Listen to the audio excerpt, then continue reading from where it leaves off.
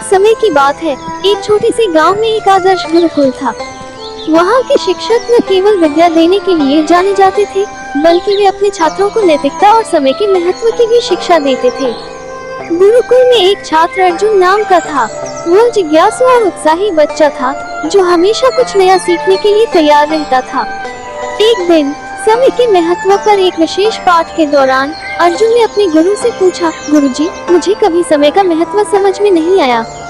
क्या आप मुझे समय के महत्व के बारे में समझा सकते हैं? गुरु ने प्यार भरी एक मुस्कान के साथ सोचा और फिर छात्र को एक कोने में ले गए, जहाँ एक पारंपरिक घड़ी लटकी हुई थी। यह घड़ी, गुरु ने कहा, समय का प्रतीक है। समय का महत्व समझने के लिए इसे ध्यान से देखो और मुझसे बताओ कि इसे समझने में कितना समय लगा। अर्जुन ने ध्यान से घड़ी को देखा और कहा, साहिब, मुझे लगभग 10 मिनट लगे होंगे।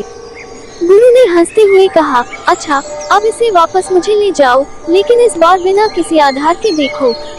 अर्जुन ने घड़ी को वापस ले जाकर ध्यान से देखा, लेकिन उसने इसे बिना किसी आधार के समझा नहीं। उसने कहा, साहिब, इसे समझने में मुझे कुछ समय लगेगा। गुरु ने अर्जुन को मुस्कान के साथ देखा और कहा, देखा, समय का महत्व यही है। हम समय को एक ही बार में कभी पास नहीं कर सकते। इसलिए समय को महत्वपूर्ण रूप से उपयोग करें और अपनी प्रतिभा को विकसित करने के लिए इसका उपयोग करें।